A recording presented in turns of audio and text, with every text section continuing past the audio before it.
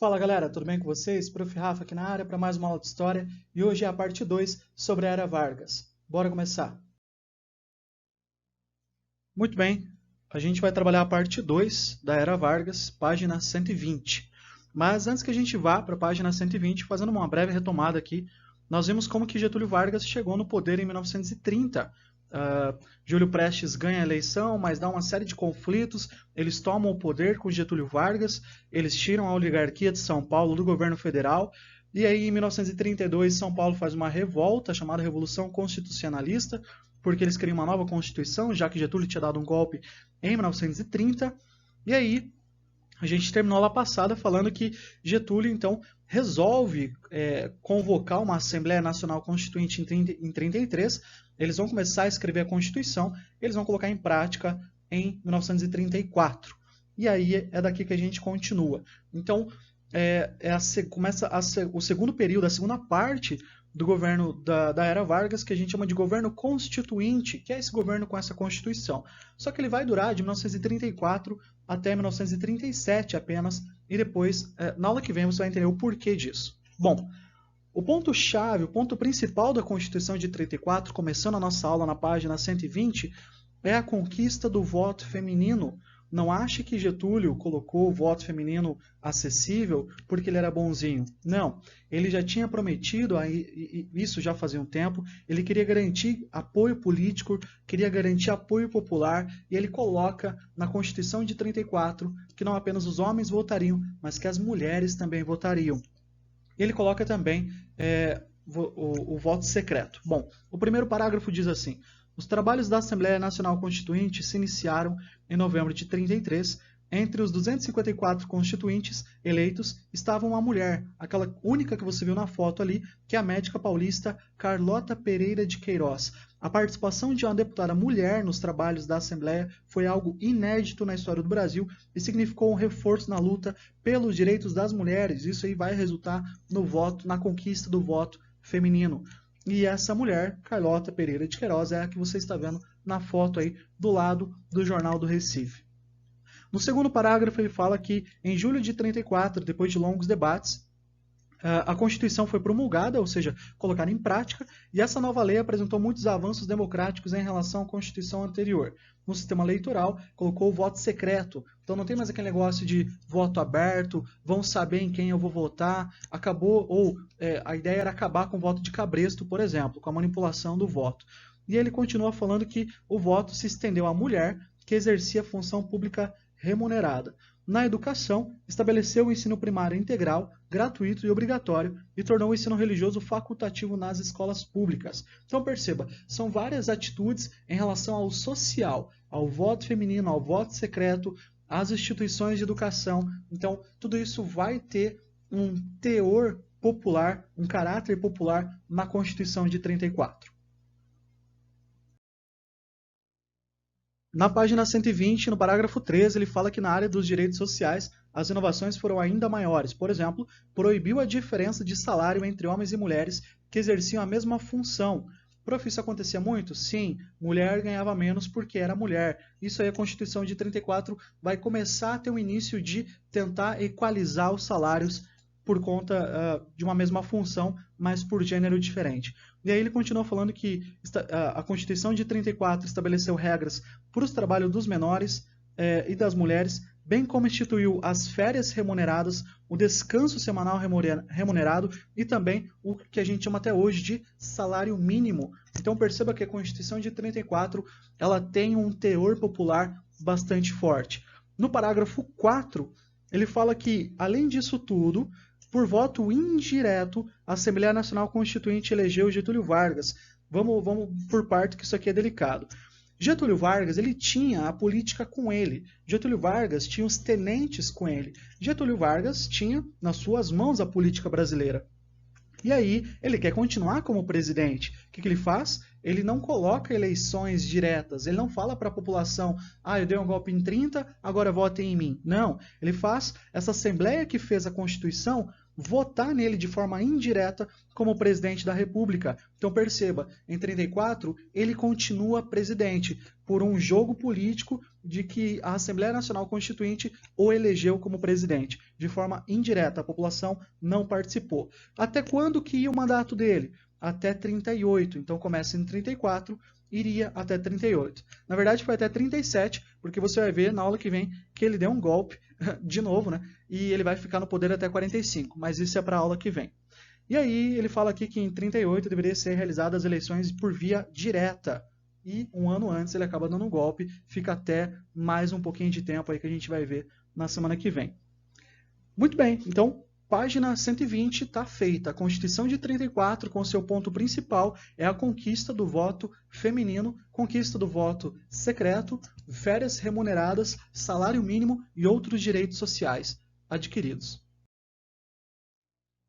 Na página 120 ainda tem duas coisas importantes aí, tem uma linha do tempo, então aparece ali, ó, em 29 é formada a Aliança Liberal, aquele grupo de pessoas, grande parte comandada aí pelo Getúlio Vargas, e aí em outubro de 29 acontece a quebra da Bolsa de Valores de Nova York, em 30 Getúlio Prestes ganha nas eleições, mas em julho o vice do Getúlio ele acaba sendo assassinado. Em outubro tem a Revolução de 30, que é quando o Getúlio entra no poder e tira o Washington Luiz, porque vamos lembrar que quem estava na presidência era o Washington Luiz. O Júlio Prestes ganha a eleição, ele seria o próximo. Vai Getúlio, tira o Washington Luiz e não deixa o Júlio Prestes assumir. E aí ele entra no poder em 30. E aí, em 32, tem a Revolução de São Paulo, querendo colocar uma nova Constituição, já que Getúlio deu um golpe. Em 33, tem Getúlio convocando a Assembleia Nacional Constituinte. Em 34, a promulgação dessa Constituição, que você viu ali. Em 35, vai ter o que a gente chama de intentona comunista, que eu já vou falar sobre ela. E em 37, o golpe do Getúlio. Começa o terceiro período da Era Vargas, chamado de Estado Novo, que a gente vai trabalhar na aula que vem. Ainda na página 120, tem uma foto de uma mulher e diz assim: Almerinda Farias Gama, primeira mulher representante classista a votar nas eleições para a Assembleia Nacional Constituinte, foto de 33.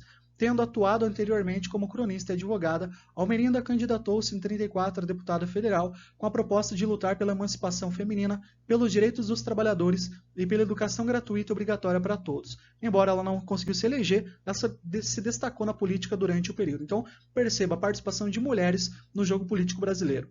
E está aparecendo uma outra mulher aí chamada de Berta Lutz, que não tem no teu livro, mas tem no livro digital e eu trouxe para você. Diz assim: Berta Lutz, cientista e diplomata brasileira, vamos lembrar que isso era bem raro, porque as mulheres tinham um papel social a qual elas não poderiam facilmente exercer esses cargos, mas ali o texto diz que durante a conferência da Organização das Nações Unidas, que você já viu como é que ela se formou um tempo atrás, Berta fundou a Federação Brasileira pelo Progresso Feminino em 1922, e militou pelo direito ao voto feminino até que ele fosse aprovado. Então perceba, não foi em 34, vamos fazer voto feminino? Beleza, coloca ali. Não, desde 22 a Berta Lutz já estava militando para correr atrás da participação da mulher na política.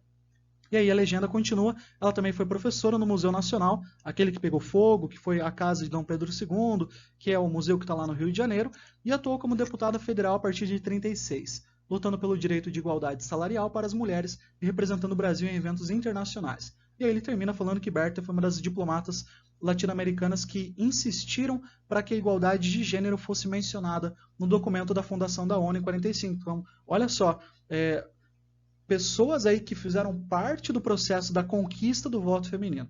E tem mais uma imagem para você, que é da Antonieta de Barros. Diz assim: retrato de Antonieta, primeira mulher negra eleita deputada estadual do Brasil, no Brasil em 34, pelo Partido Liberal Catarinense, mandato que exerceu até 37.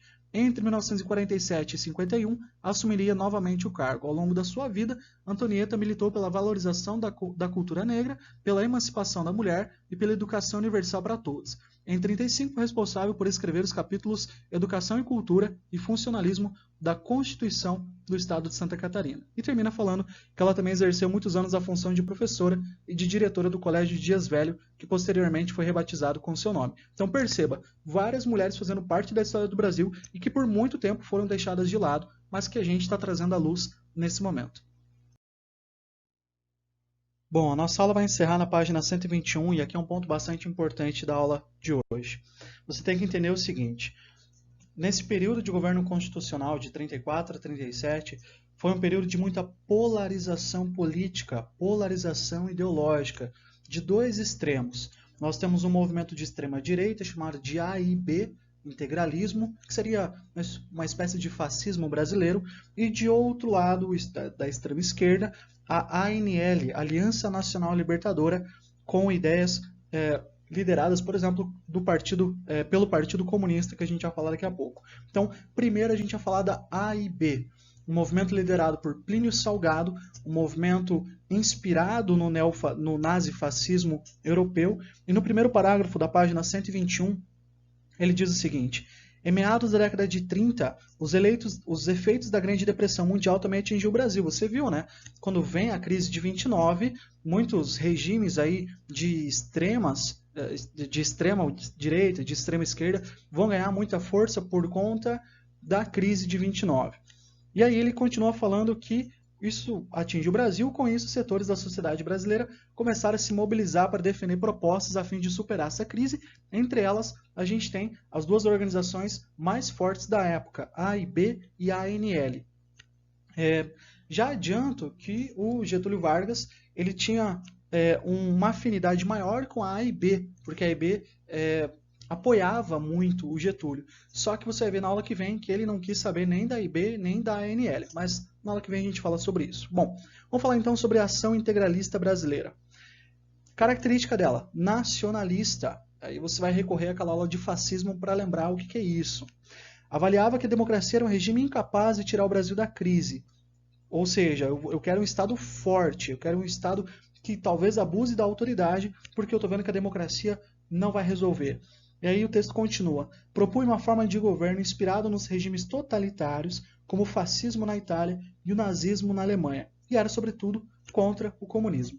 Então, aqui a gente caracterizou o que foi o AIB, representado pela letra sigma do alfabeto grego, com o seu grito de guerra Anauê, chamado também de a galera dos camisas verdes, como você vê aí na foto. Então, era o fascismo à brasileira. Nesse caso, a ação integralista brasileira.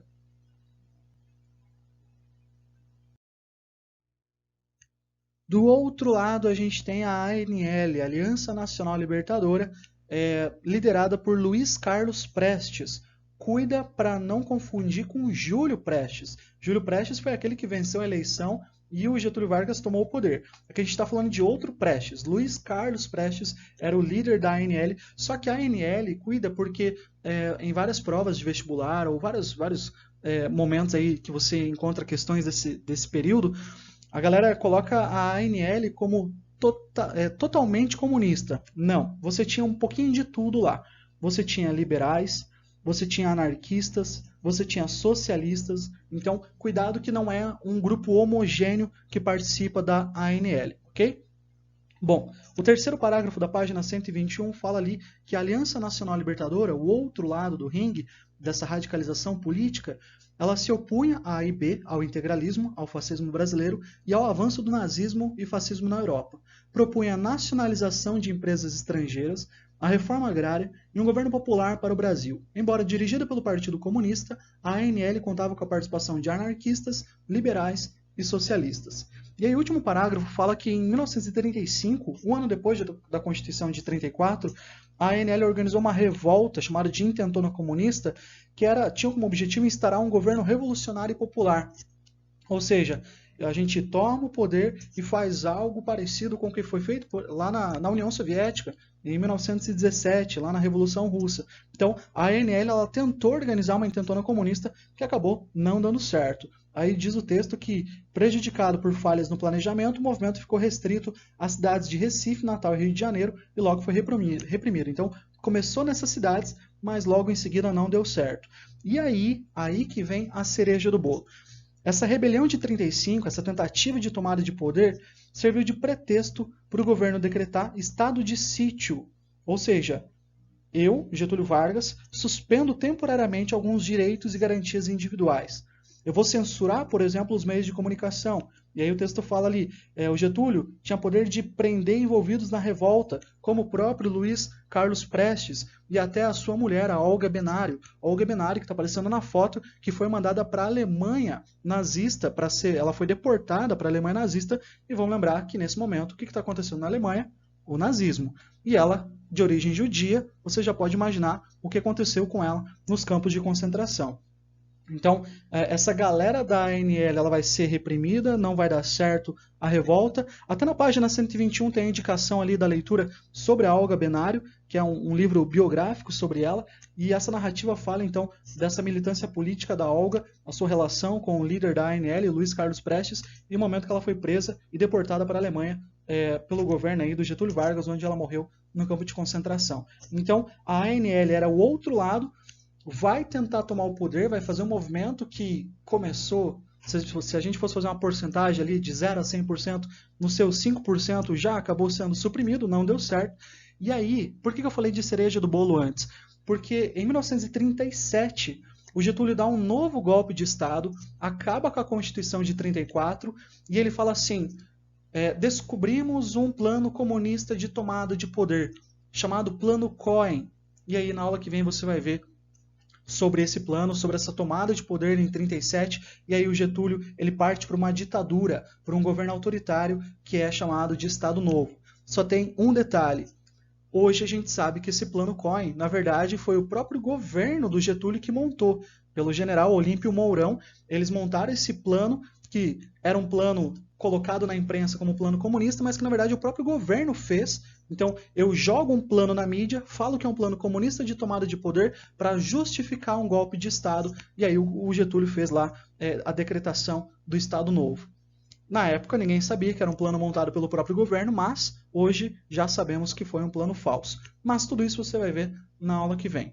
Então, resumindo a aula de hoje, você viu características da Constituição de 34, com o voto feminino como sendo aí uma das partes mais importantes, a conquista dele, e na página 121 você viu a radicalização política entre dois grupos, A e B e a ANL, A e B de um lado fascista, a ANL de um lado com ideias socialistas, liberais e anarquistas, e aí em 35 houve a tentativa de tomada de poder, que logo foi suprimida, chamada de intentona comunista, e o Getúlio Vargas vai aproveitar esse momento para bolar um plano para dar um novo golpe de Estado em 1937 e começar o que a gente chama de Estado Novo, mas tudo isso, cenas aí para o nosso próximo capítulo, para a nossa próxima aula.